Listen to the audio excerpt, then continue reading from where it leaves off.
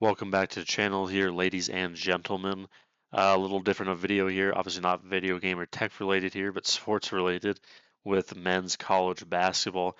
It is that time of year again with March Madness, and I do every year. I do March Madness bracketology. This video though, not a prediction and bracket fill out like I do every year. Figured I'd do something different, do something before Selection Sunday and the official bracket becomes available, and I fill that out for you guys and do the predictions and everything, of course.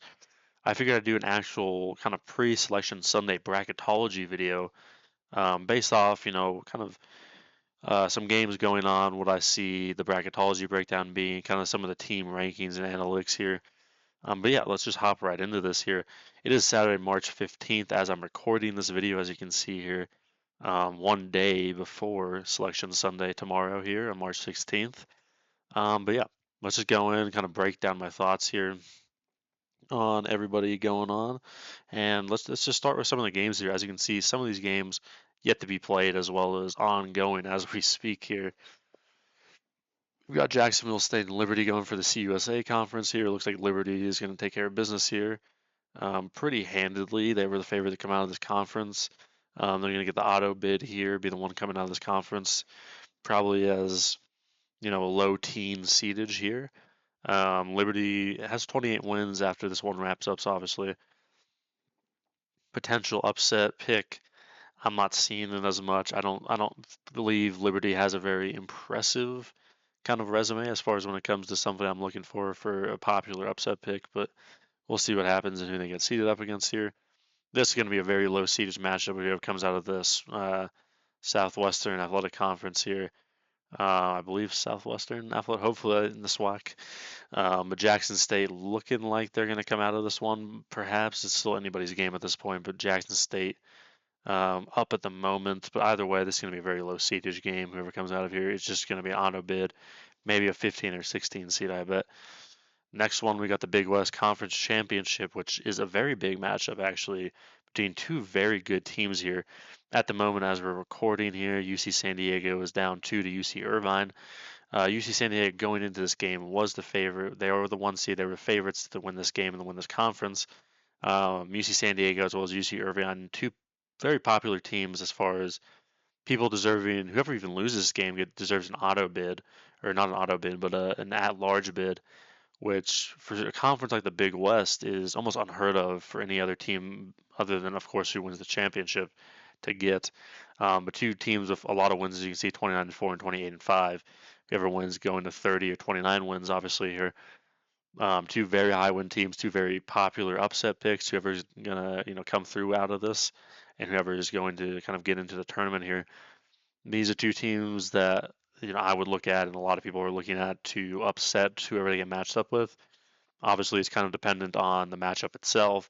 When and where it is against who. Obviously, there's a lot of question marks here, but a team that if they get the right matchup is going to be very dangerous for every low seed team they play. Obviously, that is going to be probably one of, if not just straight up, the most popular upset pick team in this tournament this year, I'd bet. So interested to see how that plays out and who they get matched up with tomorrow here. Next is the last unplayed game here. We've got Grand Canyon versus Utah Valley in the Western Athletic Conference, the WAC or whatever. Grand Canyon is a very interesting team here. As you can see, Grand Canyon actually favored 5.5 points, despite not having as good of an in-conference record and not being the number one seed in the Western Athletic Conference. So quite of an odd thing here for that to happen. Grand Canyon it's been a very interesting team for a number of years now. Their university, I believe, is kind of new. I can't remember what the whole story is with them. I can't remember, but very popular team as far as just like people like to see them in the tournament. They're going to be a somewhat popular upset pick if they get in, especially getting the right matchup. But yeah, Grand Canyon, a lot of people want to pull them through. I'm hoping they pull through. Nothing against Utah Valley at all. Just I want to see Grand Canyon in the tournament. It's always better with them in there.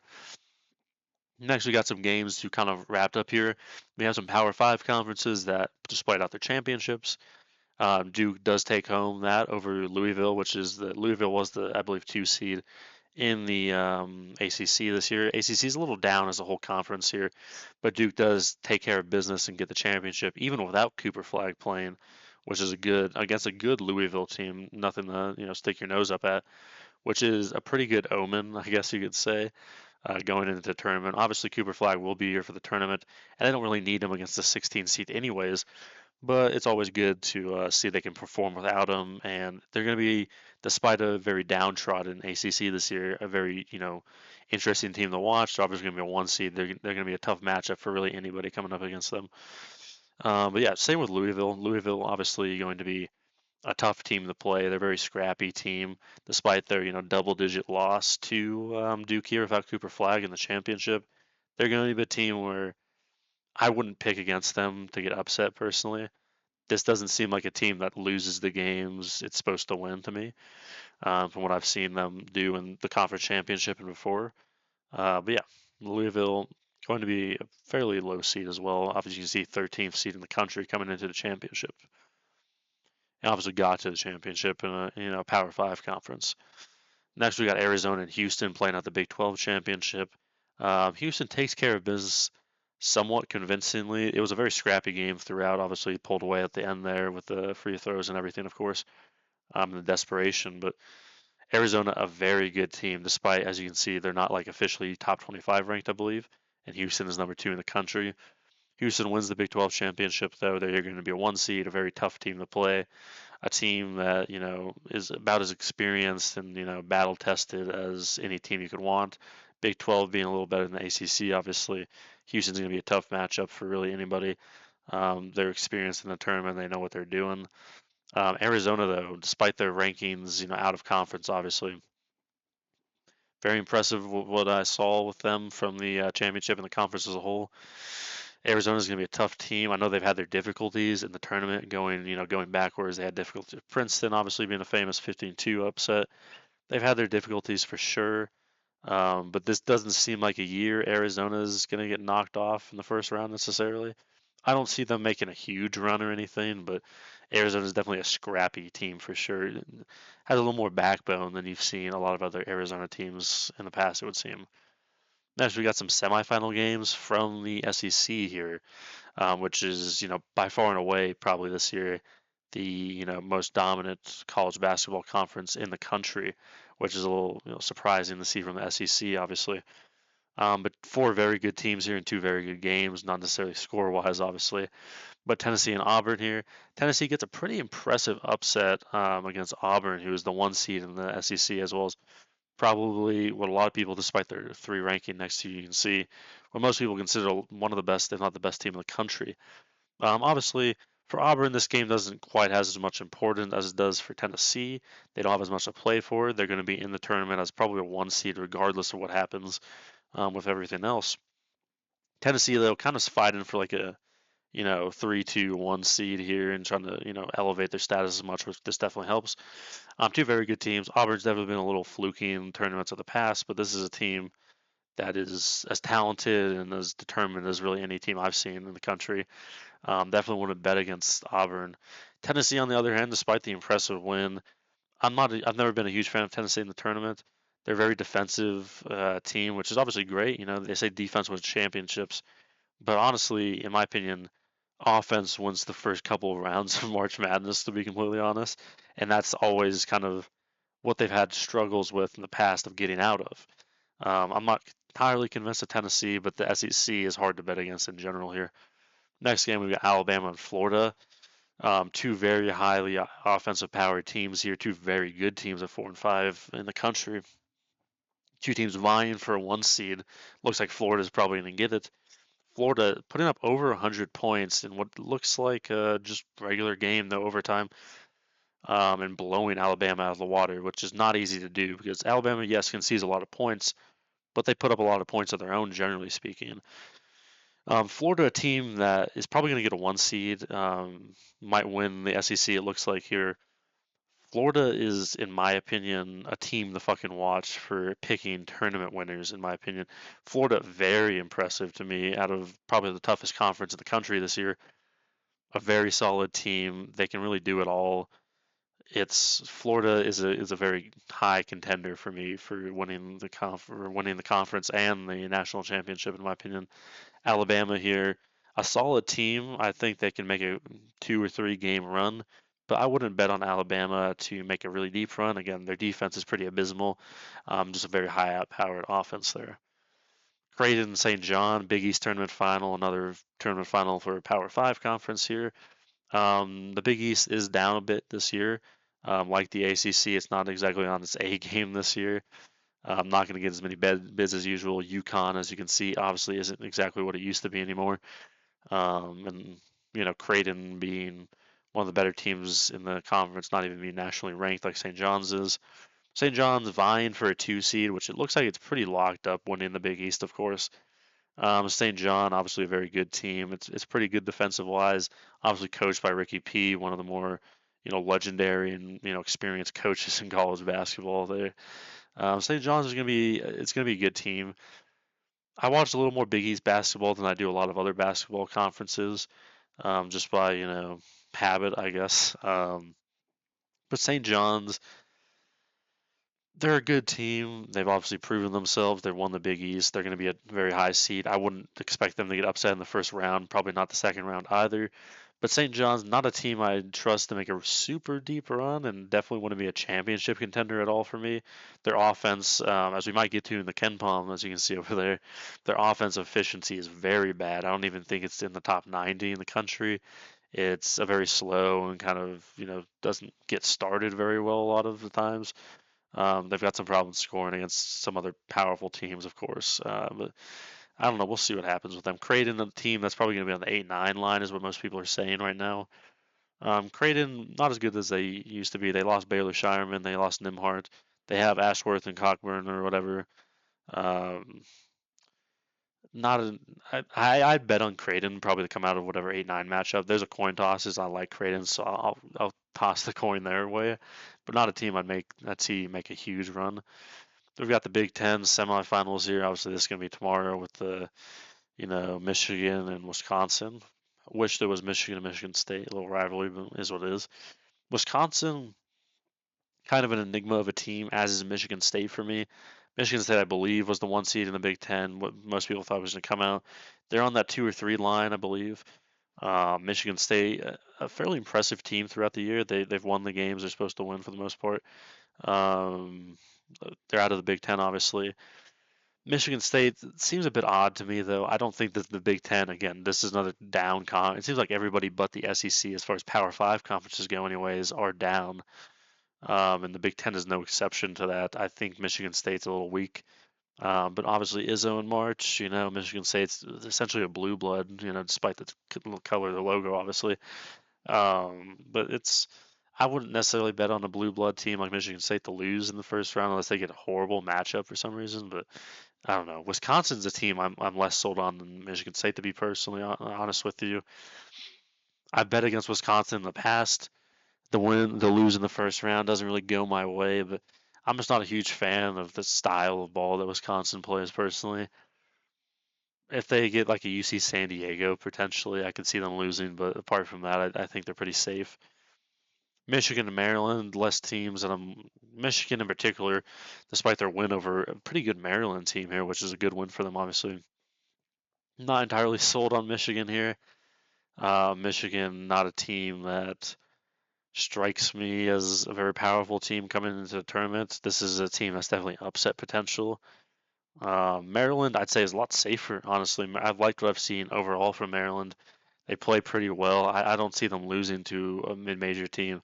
Michigan, on the other hand, they're definitely a little more prone to that. We'll see what they do tomorrow in the championship here. Next, we've got Memphis beating Tulane by 1 in the semifinal of the American Athletic Conference here. The AAC, another conference that's not a Power Five necessarily, but it is a down conference. American's not what it used to be, especially with losing Houston, of course.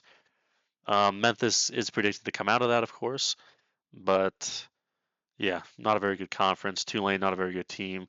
Winning by 1 isn't exactly a great show of confidence either. So I'm not entirely, convinced of Memphis or anyone from that conference in general. Next, we got some lower games here. Bryant looks like they'll be confirmed in an auto bid here. Probably a 16, maybe a 15 seed at best here. Not looking for them to do a lot. The Ivy League did actually start its tournament here of Princeton, Yale, and Dartmouth, Cornell. Yale, as predicted, did beat Princeton, not as convincingly as you'd think.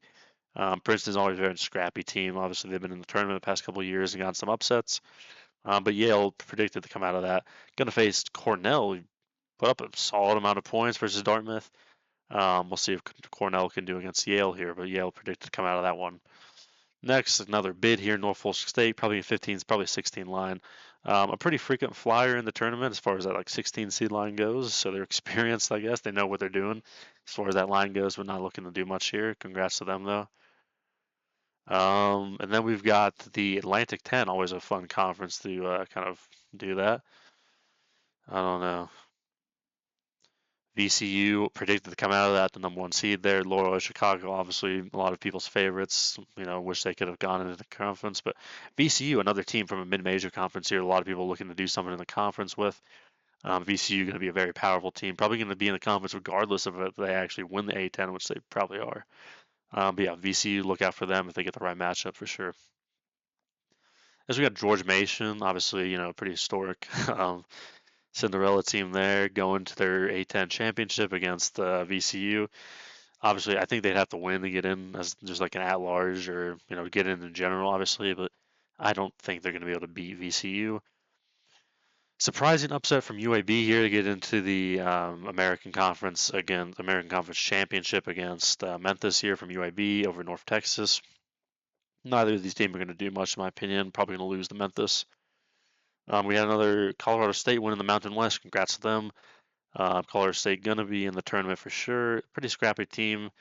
To get the right matchup, maybe a round win. Not gonna do much. Like most Mountain West teams, gonna kind of fall on their face. Probably Boise State, kind of right on the bubble there. It's kind of a coin toss whether they're gonna make it. Next we have the MEAC or however you want to pronounce the MAC. I guess obviously it's different. Um, Mount St. Mary's beating Iona, Ricky B's old team there. Mount St. Mary's probably going to be a 16 seed, I'd guess. But yeah, congrats to them. The MAC championship, always a very dangerous conference for upsets and very scrappy games, of course.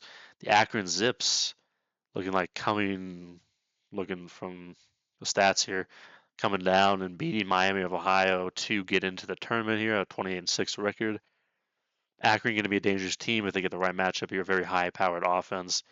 Would not want to see Akron as a very fluky team in the conference there.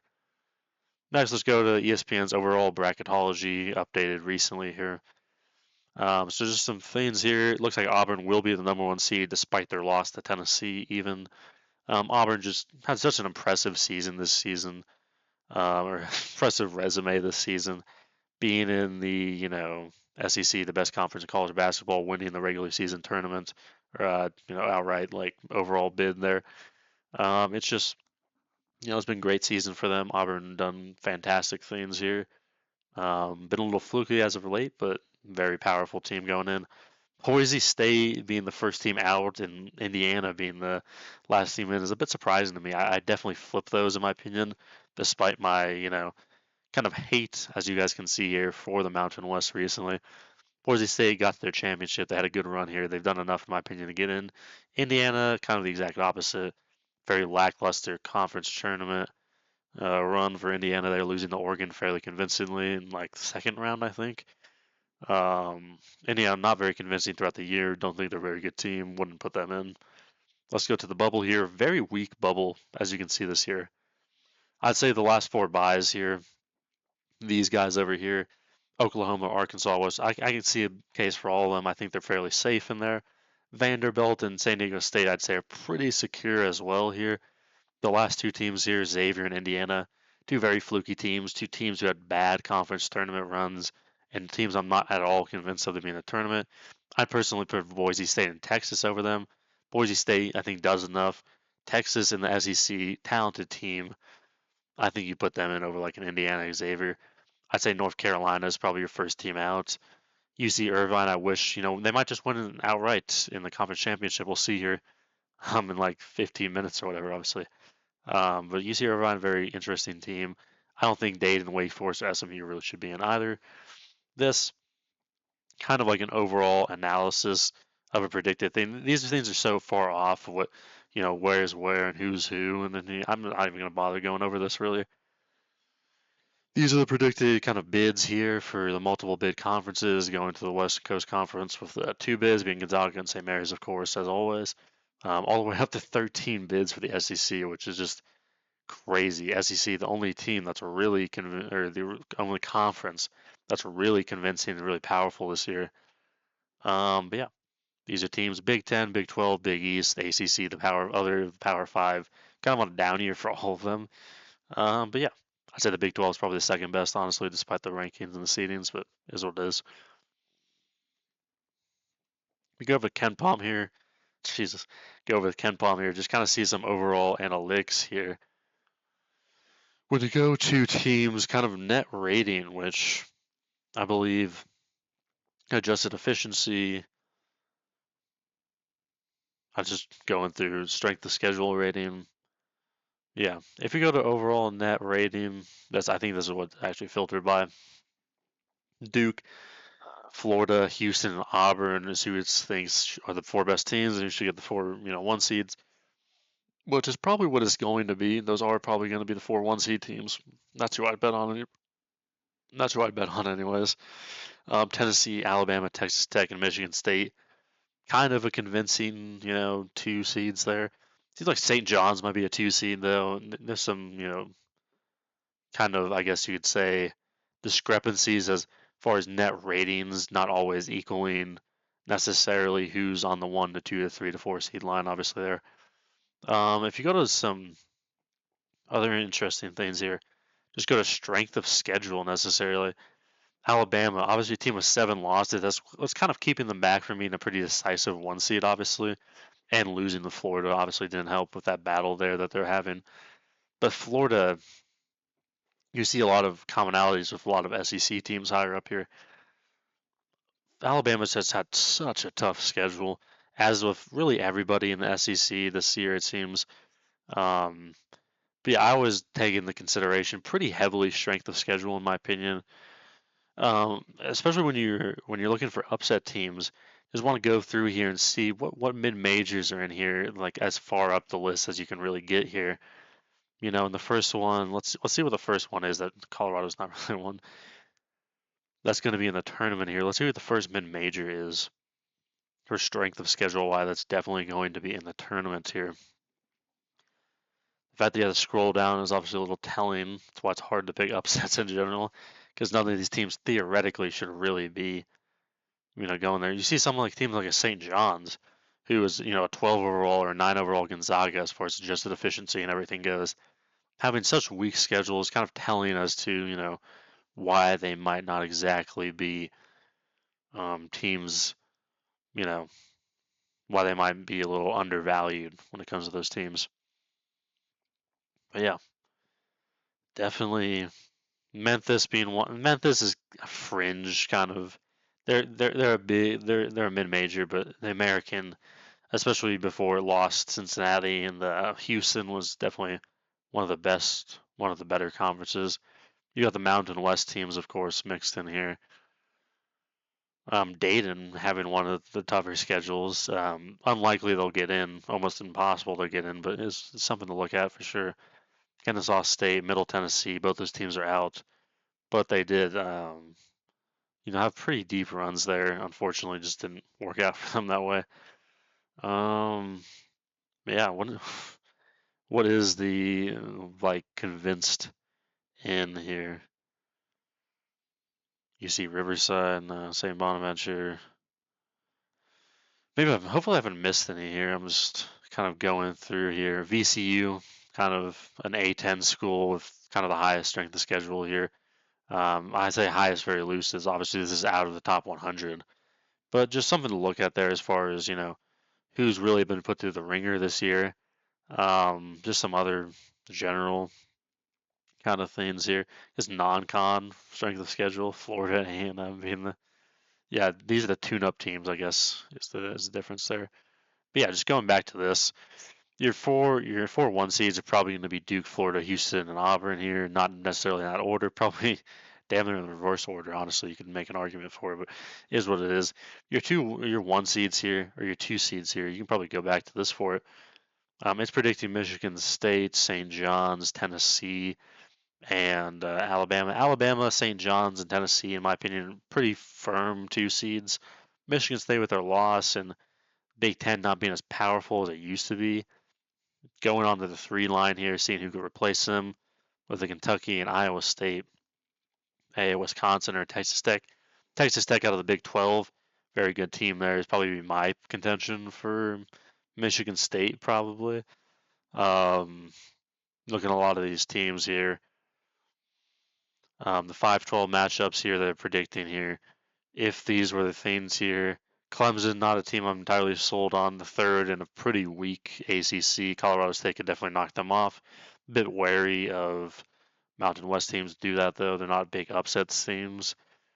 Oregon and Liberty. I don't see Liberty doing much as far as an upset team. I know they're kind of a popular pick every time, and they just won. Purdue and McNeese. This is an interesting matchup. I'm pretty low on Purdue. This would be a really interesting matchup if it actually turned out this way. But McNeese obviously felt pretty flat last year when they were a pretty popular upset pick with more wins than they did have this year. But Purdue is a very bad kind of 5 seed in my opinion. I think McNeese could pull an upset. This would be an interesting one. I hope they do this. And then BYU facing either Xavier or Indiana. Don't think either of those teams should be in the tournament. Hopefully they're not. BYU, I've rode the hype dragon or Jesus, the hype train of BYU a few times before. Gotten burned by the Mormons. No offense to any Mormons out there, but I don't know. I don't know if I can bring myself to really have BYU make a run anymore. UC San Diego, another very popular upset pick if they get in, or if UC Irvine gets in, there'll be another very popular upset pick here for whoever they play. This saying UCLA, which would be a dream matchup. UCLA, one of the most overrated teams in my opinion. People are very high on UCLA for whatever reason, saying they should be a nationally ranked team, saying that they're a very solid team, that they, should, do all this and that. UCLA sucks. They had a very unimpressive, in my opinion, kind of conference tournament run here. I've seen a few of their games throughout the year and this a regular season. They've never really done anything to impress me. They seem like they're running on fumes from some of their past, very great teams. UCLA, especially if they get something like a UC San Diego, please God, pick them to get upset unless it's just some awful mid-major team that they overrank and give them some softball matchup. That's a team I definitely look for. St. Mary's been on 7 line because of their supposed loss for the West Conference Championship, I suppose. St. Mary's a solid team. Arkansas, a very scrappy team, very talented team. Got Calipari, of course. I pick St. Mary's to go forward there. Just some other popular teams or popular upset teams. Nothing's really jumping off the page at me necessarily. When you look at that, I mean, Yale out of the Ivy League, whoever comes out of the Ivy Leagues in general is a very popular upset pick most of the time. Yale, they've given some people some very big problems historically speaking. Maryland would be a bad matchup for them. Of the 4 seed, Maryland, Arizona, I predicted Michigan or Texas. I'd want Michigan or Texas A&M. If that happens, someone out of the Ivy League potentially pick an upset there. That's going to be popular one. Popular upset picks necessarily don't always hit, but the Ivy League someone I kind of consistently ride with. Outside of that, I mean, this obviously is going to change a good bit here. No one else I really see that's going to be a very convincing team here. Montana not only on the 16 line, 15 line. Tennessee though, just a bad draw in general for 2 seed. Defensive teams generally kind of stifle mid-major teams when they're trying to go for upsets, so just keep that in mind. But yeah, close that out. That kind of does it for the early bracketology rundown of everything. I've given you guys an overview and showing you kind of what's going on, giving you some of my thoughts on the teams and the conferences here. Hope you guys enjoyed that. I'd love to hear you guys' thoughts on kind of how this March Madness, how these conference tournaments and everything are playing out, and who you think is going to fail, who you think is going to go far. For me, it's Florida is my preliminary pick to probably win it all. It's very that team is just they're looking outstanding so far. But that's who I kind of put my chips on personally, just off the top of my head, I guess. But yeah, I'd love to see what you guys kind of think about that. Obviously, after Selection Sunday, after I kind of see the field and get my thoughts together and put together a bracket and everything, I will do the full prediction as per usual every year. But yeah, hope you guys enjoyed that. Make sure to like and subscribe if you like the channel and the video, and I'll see you guys in the next one.